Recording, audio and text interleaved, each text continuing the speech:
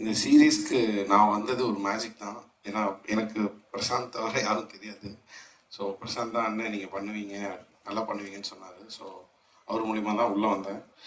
So இந்த சீரீஸில் 7 tracks இருக்குது. ஜென்ரலாக சீரீஸில் சாங்ஸ் பண்ண மாட்டாங்க, சின்ன சின்ன சாங்ஸ் இருக்கும்.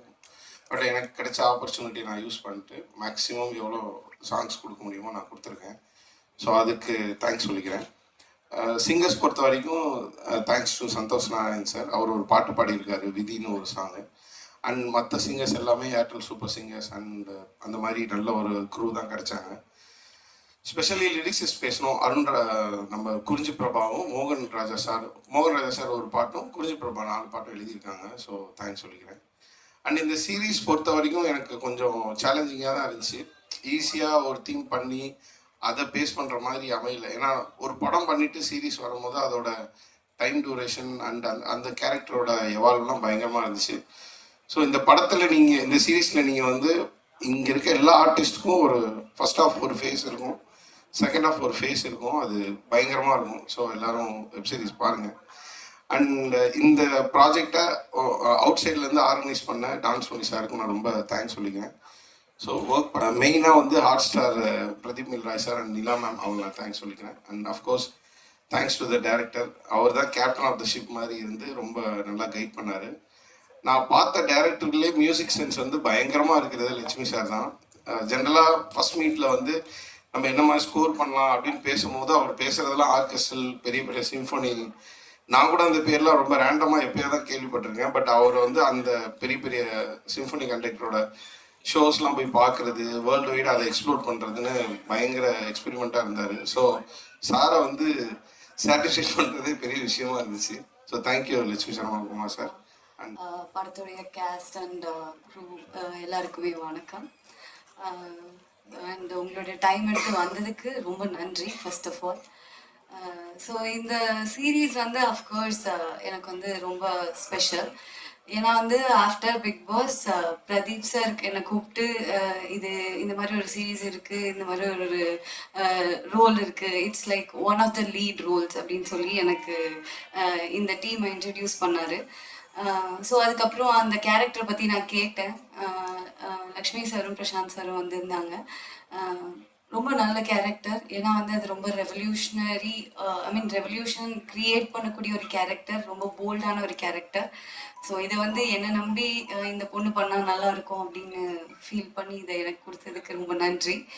அண்ட் பிரசாந்த் சார் பற்றி சொல்லணும்னா, Prashanth sir is fun. Like அவர் தான் ஷோ ரன்னர். லைக் எல்லாமே கரெக்டாக நடக்குதா, எல்லாமே ஓகேவா, எல்லாமே சூப்பரா அப்படிங்கிறதெல்லாம் தாண்டி எல்லாரும் நல்லா சாப்பிட்டாங்களா அப்படின்னு சொல்லி பார்த்துப்பார் அவர். அண்ட் திருச்சியில தான் ஷூட் நடந்தது, அவருடைய ஊர். ஸோ எங்களெல்லாம் பயங்கரமாக கவனிச்சுக்கிட்டாரு. அவர் வீட்டிலேருந்து சாப்பாடு போட்டார். ரொம்ப நன்றி பிரசாந்த் சார், எங்களை எல்லாரையும் பயங்கரமாக கவனிச்சுக்கிறதுக்கு. அண்ட் டைரக்டர் லக்ஷ்மி சார் எனக்கு after this project is like a family. நாங்கள் நிறைய பேசியிருக்கோம், டிஸ்கஸ் பண்ணியிருக்கோம் சினிமாவை பற்றி, ஜென்ரலாக வெளியே இருக்கிற விஷயங்களை பற்றி அந்த மாதிரி. ஸோ ரொம்ப ஒரு ஃப்ரெண்ட் மாதிரி அவர் எனக்கு அந்த ஒரு டைரக்டர் அந்த மாதிரி இல்லாமல் எனக்கு அந்த ஒரு ஸ்பேஸை கொடுத்தாரு. அண்ட் எப்போ நான் எதுக்காவது கோச்சிட்டாலும், என்ன சார் இது இப்படி இருக்கா, என்ன சார் அது அப்படி பண்ணுவோம் அப்படிலாம் சொன்னாலும் அதை பொறுமையாக என்னை கன்வின்ஸ் பண்ணி எனக்கு எடுத்து சொல்லக்கூடிய ஒரு என்ன சொல்றது, பேஷன்ஸ் இருக்கிற ஒரு நபர். ஸோ வெரி கிஃப்டட் லக்ஷ்மி சாரோட ஒர்க் பண்ணுறது. And again Pradeep sir is like a mentor. So நிறைய விஷயங்களை, நிறைய டவுட்ஸை நான் அவர்கிட்ட கேட்டுப்பேன். So thank you so much Pradeep sir, இந்த ப்ராஜெக்டில் என்னை இன்ட்ரடியூஸ் பண்ணதுக்கு அண்ட் இதில் எனக்கு ஒரு வாய்ப்பு கொடுத்ததுக்கு. அண்ட் கதிர், எனக்கு ஜென்ரலாகவே ஆக்ட்ரஸஸை பார்க்கும்போது சில ஒப்பீனியன்ஸ் இருக்கும். இந்த மாதிரி இவங்க எப்படி நடிப்பாங்க, இவங்க எப்படி இருப்பாங்க, அவங்க அப்படி இருப்பாங்க, அந்த மாதிரிலாம். ஸோ கதிரோட எனக்கு பெருசாக எந்த ஒரு காம்பினேஷன் சீன்ஸுமே இல்லை. பட் ஷூட்டில் ஒரு தடவை 2 தடவை மீட் பண்ணியிருக்கோம். அண்ட் முன்னாடியே நாங்கள் மீட் பண்ணியிருக்கோம். Like we are like friend of friend அந்த மாதிரி. நான் இப்போ நேற்று ப்ரீமியர் ஷோ போட்டப்போ கதிரோட பெர்ஃபார்மன்ஸை பார்த்து லைக் மிரண்டுட்டேன். எனக்கு எப்படின்னா எனக்கு ஒரு சின்ன ஹேபிட் இருக்கு. லைக் ஏதாவது ஒரு நல்ல ஒரு ஆக்டிங் அந்த மாதிரி ஒரு ஒரு ஆக்டரோ ஒரு ஆர்டிஸ்டோ அதை பண்றாங்க அப்படின்னா நான் நான் இந்த ஆப்போசிட்ல உட்காந்துட்டு அவங்க பண்ற ரியாக்ஷன்லாம் நான் பண்ணி பார்த்துட்டு இருப்பேன். ஸோ நேற்று நான் அந்த எபிசோட்ஸ்லாம் பார்த்துட்டு இருக்கும்போது எனக்கு எந்த வகையில் இம்பாக்ட் ஆச்சுன்னா நான் கதிர் பண்ணுற ஒவ்வொரு ரியாக்ஷன்ஸும் இருட்டில் தேட்டரில் உட்காந்து பண்ணி பண்ணி பார்த்துட்டு இருந்தேன். ஸோ அந்த அளவுக்கு ரொம்ப இம்பாக்ட்ஃபுல்லாக இருந்தது. ஆனால் அப்படின்னு எனக்கே டீசர் பார்க்கும்போது ஃபீல் ஆச்சு. ரொம்ப டிஃப்ரெண்ட்டான ஒரு வெர்ஷன் இருந்திருக்கு. ஸோ இந்த ப்ராஜெக்ட் உங்களுக்கு எவ்வளோ ஸ்பெஷல் அப்படிங்கிறது நீங்கள் சொல்லி தெரிஞ்சுக்கணும்னு ஆசைப்படுறேன். Can you please have you?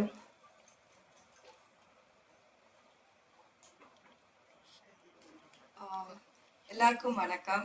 So first of press and media family, இன்னைக்கு உங்கள் டைம் ஒதுக்கி எங்களுக்காக வந்ததுக்கு பெரிய பெரிய நன்றி. உங்கள் பிளெஸ்ஸிங்ஸ் அண்ட் சப்போர்ட் எங்களுக்கு எப்பயுமே வேணும். ஸோ ஃபர்ஸ்ட் லிங்கம் பற்றி சொல்லணும்னா ப்ரொடக்ஷனுக்கு கண்டிப்பாக நன்றி சொல்லணும். ஹாட் ஸ்டார் அண்ட் விகடன் ரொம்ப ரொம்ப நன்றி. இந்த மாதிரி ஒரு சப்ஜெக்ட் எடுத்து அது வந்து தைரியமாக இது ஒர்க் அவுட் ஆகும் அப்படின்னு சொல்லி நம்பி அண்ட் எங்களெல்லாம் வந்து காஸ்ட் பண்ணதுக்கு பெரிய பெரிய நன்றி. ஏன்னா இப்போ பேச்சுலரில் பார்த்தா ஒரு மாடர்னாக ஐடி ஜாப் போகிற ஒரு பொண்ணு, அந்த பொண்ணுக்கு இந்த மாதிரி ஒரு கேரக்டர் சூட் ஆகும்னு சொல்லி அது சூஸ் பண்ணி தைரியமாக காஸ்ட் பண்ணதுக்கே வந்து I'm very grateful to hot star, Vigdan and directors Prashant and Lakshmi. So and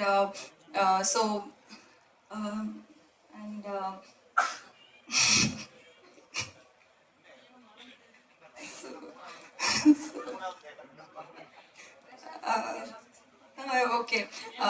So so Prashanth பற்றி சொல்லணும்னா இதுக்கு முன்னாடி ரொம்ப ரொம்ப ஹிட்டெல்லாம் கொடுத்துருக்காங்க. விலங்கு, இப்போ வாரண்ட் அண்ட் பெரிய நடிகரும் கூட. அதனால அப்படிப்பட்டவர் ஒரு ஷோ ரன்னராக இருந்தது வந்து எங்களுக்கு ஒரு மிகப்பெரிய ப்ளஸ்ஸாக இருந்தது. So sir Prashanth, thank you Prashanth எங்களை நல்லா பார்த்துக்கிட்டதுக்கு. ஏன்னா நேற்று ப்ரிவ்யூ பார்க்கும்போது அவ்வளோ நல்லா இருந்தது. அண்ட் லக்ஷ்மி சார் ரொம்ப நல்லா டிரெக்ட் பண்ணியிருந்தீங்க. எங்கள் எல்லாருக்கும் ரொம்ப ரொம்ப பிடிச்சிருந்தது அது சீரீஸாக நேற்று ப்ரிவ்யூ பார்க்கும்போது. அண்ட் என்னோட கேரக்டர் பற்றி சொல்லணும்னா ஒரு ஒரு நாகர்கோயிலில் இருக்கிற பொண்ணு. அவங்க அந்த காலத்தில் ஒரு லவ் பண்ணி, ஏன்னா ஜென்ரலாக லவ் பண்ணோன்னா அவங்க கிட்ட இருக்கிற ஃப்ளாஸையோ அக்செப்ட் பண்ணுங்கிறது தான் சொல்லுவாங்க. ஆனால் அந்த ஃப்ளாஸ் அக்செப்ட் பண்ணி ஒருத்தர் கூட இருக்கும்போது அது லெட்கவும் பண்ண முடியாமல் அந்த ஃப்ளாவை அக்செப்ட் பண்ணி அந்த ஒரு லவ் ஸ்ட்ராங் ஆக்குது இல்லை, அது வந்து அவ்வளோ பியூட்டிஃபுல்லாக இந்த சீரீஸில் காமிச்சிருக்காங்க.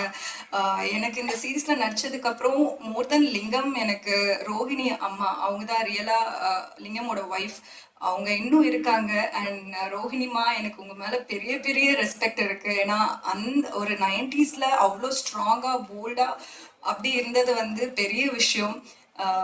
அண்ட் கதிர், லிங்கம் பயங்கர ஆப்டாக பண்ணியிருக்காங்க அந்த ரோலுக்கு ஏற்ற மாதிரி. லைக் எமோஷ்னலியாக இருக்கட்டும், அவர் ஹீஸ் வெரி நேச்சுரல் அவர் ஆக்டிங்னு வரும்போது. I am so glad that I got to work with you. And main brains behind this project இயக்குனர் லக்ஷ்மி சார்.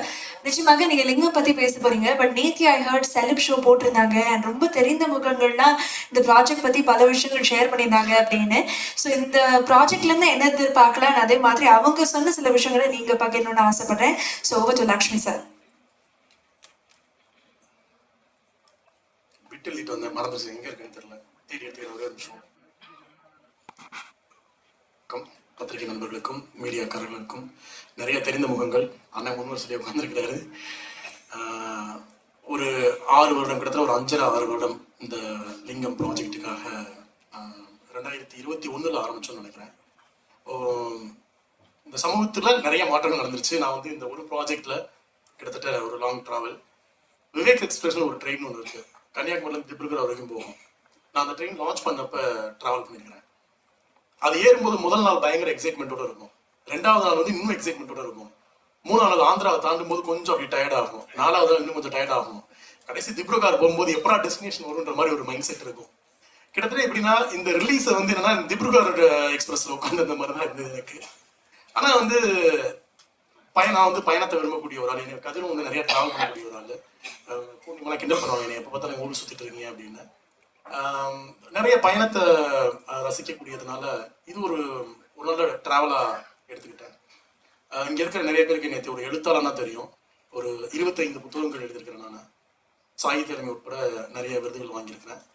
இப்போ என்ன கேள்வி வருதுன்னா, இவ்வளவு ப்ரொஃபைல் உள்ள ஒரு ரைட்டர் ஏன் டைரக்ஷன் பண்ணணும் அப்படி இந்த கேள்வி வந்து நிறைய கேட்கப்பட்டுச்சு. நிறைய தொடர்ச்சி அந்த விவாதங்கள்ல இருந்து ஆரம்பிச்ச காலகட்டத்தில் இருந்து இந்த காலகட்டத்தில் நான் வந்து எழுதினாலும் அதே நேரத்தில் டைரக்டர் வசந்தபாலன்ட்ட ஒரு 5-6 வருஷம் மாஸ்டர் டைரக்டர் ஒர்க் பண்ணேன். அது இல்லாமல் இந்தியன் 2 அப்படின்னு சில முக்கியமான படங்களில் வந்து ஸ்கிரிப்ட் ரைட்டராகவும் ஒர்க் பண்ணியிருக்கேன். ஸோ சினிமாவில் இருந்துட்டு தான் ரைட்டராகவும் இருந்திருக்கேன். அப்போது ஒரு ரைட்டரா இவ்வளோ பெரிய ப்ரொஃபைல், இந்த மரியாதையை ஒரு இயக்குனராக நம்ம காப்பாற்றணுன்ற ஒரு பெரிய நெருக்கடி முதல்ல இருக்கு. அந்த மரியாதையை காப்பாற்றிருக்கேன்னா கண்டிப்பாக நான் காப்பாற்றிருக்கேன். அதை வந்து ரொம்ப சந்தோஷமா ரொம்ப ப்ரௌடாகவே சொல்கிறேன். ஏன்னா கிட்டத்தட்ட இந்த கதை எழுதுகிற காலகட்டம், இது உருவாக்குன காலகட்டம், படம் முடிஞ்சு திரும்ப திரும்ப அதை எடிட் பண்ணி நேற்று கடைசியாக ப்ரிவியூவில் பார்க்குற வரைக்குமே இந்த படத்தில் வந்து நான் வேலை பார்த்துருக்க ஒரு நொடி கூட வந்து வருத்தமோ இல்லை வந்து நம்ம சரியாக பண்ணலையோன்ற அந்த ஒரு தயக்கமோ எதுவுமே இல்லை. ஸோ அந்த வகையில் வந்து என்னென்னா இந்த ஒரு 5.5 வருஷம் வந்து ரொம்ப ஒரு வேல்யூபிளான ஒரு டைமாக நான் வந்து பார்க்குறேன். ஸோ இந்த முன்னாடி சொன்ன மாதிரி இது ஒரு லாங் ஜேர்னி.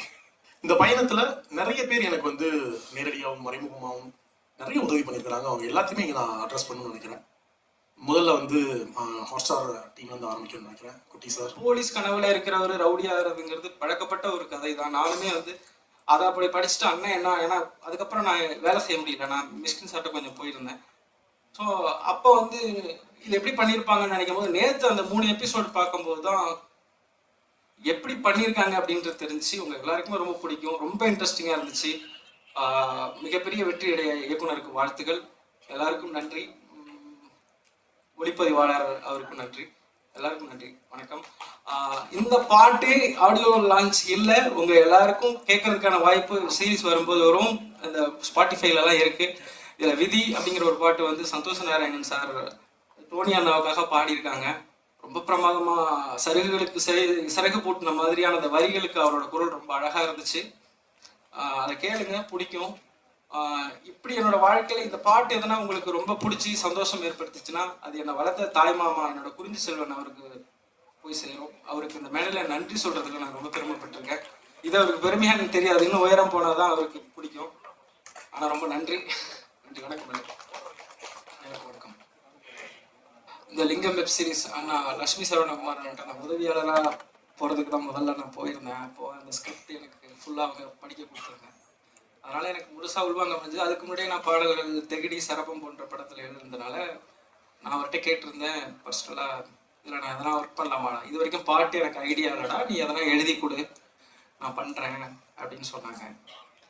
நான் அந்த நம்பிக்கையை காப்பாற்றிருக்கேன்னு நினைக்கிறேன். அந்த முதல் பாட்டு எழுதி கொடுத்த உடனே தான் அப்புறம் கூப்பிட்டு அவங்க எனக்கு அடுத்தடுத்த பாடல்கள் கொடுத்தாங்க. லட்சுமி சரவணகுமாரன் எனக்கு ரொம்ப நன்றி. பிரசாந்த் பாண்டியராஜ் அண்ணா, நான் அடிக்கடி மியூசிக் டைரக்டர் பாட்டு போட்டு தான் லட்சுமி அண்ணாட்ட நேரடியாக எனக்கு கேட்ட முடியும், அவர் எனக்கு நேரடியாக தெரியாதுன்றதுனால பிரசாந்த் அண்ணாவும் என்ன சொன்னாங்க அப்படின்னு கேட்பேன். ஸோ முந்தா நாள் கேட்டேன், ரொம்ப நல்லா இருந்துச்சுன்னு சொல்லிட்டு அவர் ரொம்ப நாள் பழகின மாதிரியே சொல்லும் போது அந்த பாட்டோட அவர் ரொம்ப நாள் கனெக்ட் ஆகிருக்காரு அப்படின்னு எனக்கு ஒரு நம்பிக்கை வந்துச்சு. விகடன் குழுமத்திற்கு நம்ம ராதா மேடம், அவங்களுக்கு பீட்டர் சாருக்கும் ரொம்ப நன்றி. கதிர் சாரோட ஃபர்ஸ்ட் பாட்டுக்கு ஏழை மக்கா அப்படின்னு ஒரு பாடல், அந்த பாட்டை பற்றி சொல்லும்போது நீ ரொம்ப ஹீரோயிசமாக எழுதுறவனா இதான் சட்டிலாக எழுது அப்படின்னு சொன்னாங்க. ஸோ அப்படித்தான் நான் முதல்ல அந்த பாட்டை எழுதினேன். ரொம்ப விளையாட்டாக ஒரு கபடி பாட்டு, கன்னியாகுமரி. உண்மையில் கன்னியாகுமரி அந்த நாகர்கோவில் பக்கம் இருக்கிறவங்க கேட்டால் அந்த பாடல் ரொம்ப பிடிக்கும்னு நினைக்கிறேன். ஸோ இன்னொன்று ஆடியோ லான்ச் இல்லாதனால நான் இதை சொல்லிக்கிறேன், சில விஷயங்கள் சொல்ல வேண்டியது இருக்குது, சாரி. நன்றி. ஆனால் அந்த குருதின்னு ஒரு பாட்டு, கலிங்கத்து பரணியை வச்சு ஒரு பாட்டு பண்ணணும்னு என்ன சொன்னாங்க. அதில் வந்து கலிங்கத்து பரணி ஏற்கனவே வந்து ராவணன்ல சில வரிகள் பண்ணதுனால அது மீதம் இருக்கிற முக்கியமான போர் காட்சிகளை வந்து பண்ணலாம் அப்படின்னு சொல்லிட்டு அண்ணனோட எழுத்தாளராக இருக்கிறதுனால அவங்க அதை செலக்ட் பண்ணாங்க. செலக்ட் பண்ணிட்டு கொடுக்கும்போது அப்புறம் அந்த பாட்டோட அந்த சண்டை காட்சியோட நீளம் அதிகமாக இருந்ததுனால கொஞ்சம் எக்ஸ்ட்ராவாக எழுத வேணும் அப்படின்னு சொல்லிட்டாங்க. அப்படி சொல்லும் போதுதான் சரி, கலிங்கத்து பரணியோட ஓசையை அவர் யாரு பெரிய கவிஞர் இல்லையா, கவிச்சக்கரவர்த்தி செயங்கொண்டாரோட ஓசைக்கு இணையா எழுதணும்ட்டு திருப்பியும் அண்ணன்ட்ட சொல்லிட்டு கலிங்கத்து பரணி சில பாடல்களை படிச்சுட்டு அதுக்கு எழுதும்போது தான் அந்த விஷுவலை பார்த்துட்டு நீ எழுதுடா அப்படின்னு சொன்னார். அப்போ அது கரெக்டாக வந்து சொல்லலாம்னு நினைக்கிறேன். அது வந்து ஒரு மாவீரர் நாள் மாதம், எனக்கு வீரம் குறித்த பாடல் அப்படிங்கிறதாக அந்த மாதத்தில் எழுந்து ரொம்ப இதாக இருந்துச்சு. அதனால தான் சீற்றம் கொண்ட புலியின் வேட்டையில் சிங்க பரம்பரை நடுங்கும் அப்படிங்கிற வரி வந்து அது எனக்குள்ள ஒரு 2000 வருஷத்து வரியாக கூட இருக்கலாம் அப்படின்னு எனக்கு தோணுச்சு. அப்படிப்பட்ட வரிக்கு நியாயம் சேர்க்கிற மாதிரி கிட்டத்தட்ட கதிர் சாரோட அந்த அந்த காரில் இறங்கி அந்த வந்த காட்சி நேற்று பார்த்துருந்தவங்களுக்குலாம் தெரிஞ்சிருக்கும். ஒரு ஒரு பயங்கரமான ஒரு செருக்கான ஒரு காட்சியாக அது இருந்துச்சு. அப்புறம் இது என்னன்ற பாட்டும் நான் வந்து காட்சியை போட்டு காட்டிட்டு இது இந்த சிச்சுவேஷனுக்கு எழுதுன்னு சொன்னாங்க.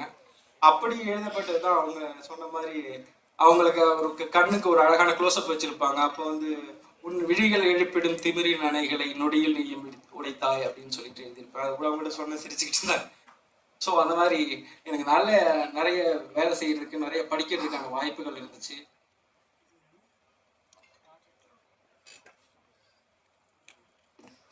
எப்போ பேசினாலும் யாராவது 2 பேரும் பேரை விட்டுருவேன். அதனால தான் இப்போவுமே விட்டுருவேன். அதனால் யார் பேராவது சொல்லலைன்னா மன்னிச்சிடுங்க. நிலா முக்கியமாக தேங்க்யூ ஃபார் திஸ் ப்ராஜெக்ட். ஏன்னா எப்போவுமே என்னுடைய டீம்மேட்ஸோட பேரை தான் கடைசியில் ட்ராப் பண்ணிடுவேன். அதனால் இதில் ஃபர்ஸ்ட் நிலா இத்தனை வருஷம் இந்த ப்ராஜெக்டில் ஒர்க் பண்ணி இதை ஃபைனலாக வெளியே கொண்டு வந்ததுக்கு தேங்க்யூ. முக்கியமாக ஃபர்ஸ்ட் தேங்க்யூ ஃபார் விகடன். ஒரு இளம் தலைமுறை எழுத்தாளர்கள் ஒரு தமிழ் எழுத்துல ஒரு மாற்றத்தை கொண்டு வந்த பத்திரிகை. ஹவு வி கன்சியூம் நியூஸ் அப்படின்றதையே ஒரு பேரடைம் ஷிஃப்ட் கொடுத்த ஒரு ஒரு பெரிய பாசறை அது. அதில் எழுத்து மட்டும் இல்லை, கதை உலகத்துலேயுமே நிறைய கதைகள் அதுக்குள்ளே ஒழிஞ்சிருக்கு. ஸோ அதில் ஒன்று தேடி எடுத்தது தான் லிங்கம். லிங்கம் எனக்கு ரொம்ப க்ளோஸ். ஏன்னா எனக்கு திருநெல்வேலி எழுத்தாளர். ஸோ நானும் லக்ஷ்மியும் வந்து லக்ஷ்மி அம்மா அதே மாதிரி தான். கதை வந்து 1.5 வருஷமாக கதை கேட்டுக்கிட்டே இருந்தோம். ஒரு ஃபுல் டே கதை சொல்லுவார். அப்புறம் அதில் கரெக்ஷன் சொல்லி அடுத்த நாள் வரும்போது அதே கரெக்ஷனை ஃபுல்லாக சொல்லி அதுக்கப்புறம் அடுத்த எபிசோட். லக்ஷ்மியோட ஒரு சுவாரஸ்யம் என்னன்னா, எந்த இடத்துலையுமே இப்போ ஒரு தடவை இந்த கதையை சொல்லிட்டோமே இது ஜம்ப் பண்ணி போனால் பரவாயில்ல அப்படியெல்லாம் கிடையாது. டயலாகோட ஹி வில் நரேட். அதை வந்து டயர்டானா பிரேக் எடுத்துக்கிறேன் அப்படின்னு சொல்லி டயர்டாயிடுச்சு அது ஜம்ப் பண்ணி போனால் கூட அதை வந்து லைன் பை லைன் எனக்கு தெரிஞ்சு இந்த ஃபுல் ஸ்கிரிப்டுமே லக்ஷ்மிக்கு எனக்கு தெரிஞ்சு பை ஹார்ட்டாக இருந்திருக்கும். இந்த ஷூட்டுக்கு போகும்போது ஒவ்வொரு வரியும் இது எனக்கு ஒரு பழக்கம் இருக்குது. எப்படின்னா எல்லாத்துலேயும் ஒரு கரெக்ஷன் வரும். அது ஒரு கிரியேட்டருக்கு பிடிக்காது. அதனாலேயே நாங்கள் ஒரு ஷூட் பண்ண ஆரம்பித்ததுக்கப்புறம் அவ்வளோ போகிறதில்லை. அது தள்ளி நின்று நான் வேடிக்கை பார்த்துருவேன். அதனால தான் ஷோ ரன்னராக அங்கே இது ஒரு அடிதடி ஷோனால கொஞ்சம் ரவுடிசம் தெரிஞ்சு ஒரு ஷோ ரன்னர் தேவைப்பட்டார் ஏற்கனவே. அதனாலே பிரசாந்த் கூட்டிகிட்டு வந்தோம். But Lakshmi, thank you so much for accommodating Prashanth in this project. முதல்ல நான் வந்து இதுதான் இந்த மண்ணோட அழகும் மக்களோட அழகுமே இதுதான். 2 கிரியேட்டர்ஸை முதல்ல நீங்கள் 2 பேரும் பேசி உங்களுக்குள்ள எந்த டிஃபரன்ஸும் இல்லாமல் இந்த ப்ராஜெக்ட் வரணுன்றது அதுதான் பெரிய சேலஞ்சாக இருந்தது எங்களுக்கு. இப்போ சொல்கிறேன் விகடன் மேம்த்தையும் என்னன்னா, ஐயா நான் சும்மா பக்கத்தில் உட்காந்துக்கிறேங்க, நீங்கள் பண்ணுறது தான் பண்ண போகிறீங்க, நீங்கள் நேராக போய் சொன்னால் ஒன்று சொல்லுவாங்க, அது நீங்கள் என்கிட்ட சொல்லுங்கள் நான் போய் சொல்கிறேன் அப்படின்னு சொல்லி அவர் வந்து ஒன்றும் இல்லை உங்கள் படம் உங்ககிட்ட வந்துடும் சொல்லி ஃபஸ்ட் நாளில் ஆரம்பித்தோம். அப்படியே கொஞ்சமாக அந்த படத்தை அவர் கையில் கொடுத்துட்டு ரொம்ப ஜாலியாக போய் நான் ஒரு மாமன்னு ஒரு படம் பண்ணிட்டு வந்தேன், வாரண்ட்டுன்னு ஒரு சீரியஸ் பண்ணிட்டு வந்தேன். ஸோ ஏதாவது கதை இருந்தால் போய் நம்ம செட்டில் போய் உட்காந்துக்கலாம். அந்த மாதிரி பயங்கரமாக வந்து இந்த ப்ராஜெக்டுக்காக உண்மையாக அவருடைய லைஃபாக 24 ஹவர்ஸும் இந்த ப்ராஜெக்டை பற்றி மட்டுமே நினச்சிட்டு அவர் லைஃப்பில் அவர் சொன்ன மாதிரி அவர் வாழ்க்கை மாறணுன்றது அவர் ஆல்ரெடி மாறிடுச்சு. அவருடைய உழைப்பு வந்து ஃப்ரேமில் தெரியுது. ரொம்ப ரொம்ப ரொம்ப மிகப்பெரிய இடத்துக்கு வருவீங்க ஐயா. யார் என்ன சொன்னாலும் சரி. நான் எப்பயுமே எனக்கு ஒரு பழக்கம், என்கிட்ட ஒரு நாள் பேசினாலும் அவரை நமக்கு ரொம்ப நாள் பழக்கமான மாதிரி நான் எப்பவுமே பேசுவேன். அப்படி தான் இப்பயும் என் டீம்னு அவர் சொன்ன மாதிரி ஒரு மேன்ஷன் இருக்குது தான், உண்மைதான். எனக்குன்னு ஒரு பெரிய டீம் இருக்குது. அந்த டீமில் லக்ஷ்மி சொன்ன போய் அவர் வராரோ இல்லையோ நாங்கள் சேர்த்துக்கிட்டோம். எப்பயுமே அவருக்கு ஞாபகம் இருக்காதுன்னு தெரியல, நான் போய் அவர்கிட்ட ஒரு 10 வருஷத்துக்கு முன்னாடி போய் எனக்கு ஒரு கதை டெவலப் பண்ணி கொடுங்க நான் போய் நின்னேன். ஸோ அதனால் இப்பயும் அதே மாதிரி அதே மரியாதையோட அதே ரெஸ்பெக்டோட எப்பயுமே உங்களுடைய தாட் ப்ராசஸ்க்கும் உங்களுடைய க்ரியேட்டிவ்ஸ்க்கும் மரியாதை இருக்குங்க ஐயா. நீங்கள் எந்த டவுட்டும் பண்ண வேணாம். இந்த ஷோ லிங்கம் வந்து லக்ஷ்மி சரவணகுமாரோட ஷோ தான். ஏன்னா ட்விட்டரில் இன்ஸ்டாகிராமில் நான் இருக்கனால எல்லாருமே அதை போடுறாங்க. இந்த அளவுக்கு படம் எடுக்கணும் நமக்கு அறிவு கிடையாது, சும்மா அப்படி ஒரு சின்ன ஒரு சப்போர்ட் தான். அடுத்து பிரதீப் சாருக்கு தேங்க்ஸ். கதிரையா இந்த ப்ராஜெக்ட் ஆரம்பிச்சதுலேருந்து அவர் தான் டானாவே பயங்கரமாக உண்மையாக உழைச்சி, பிரதீப் சார் சொன்ன மாதிரி தான் இந்த ஃபிசிக்கலாக இது கரெக்டாக ஓகேவா அப்படின்னு டவுட் வர்றப்பெல்லாம் கண்ணிலேயே நடித்து நான் பெரிய டான் ப்ரூவ் பண்ணிட்டே இருப்பார் அப்பப்போ. ரொம்ப ரொம்ப நன்றிங்க. இவ்வளோ பொறுமையாக இந்த ப்ராஜெக்ட் வந்து உண்மையுமே லவ் பண்ணி ரிசீவ் பண்ணி பண்ணதுக்கு வந்து ரொம்ப ரொம்ப நன்றி. வணக்கம். நானும் அவங்கள மாதிரி ஏதாவது 2 பெட்டுக்கு எழுதிட்டு வந்திருக்கலாம், பட் அந்த அளவுக்கு கொஞ்சம் பத்தல. Next time.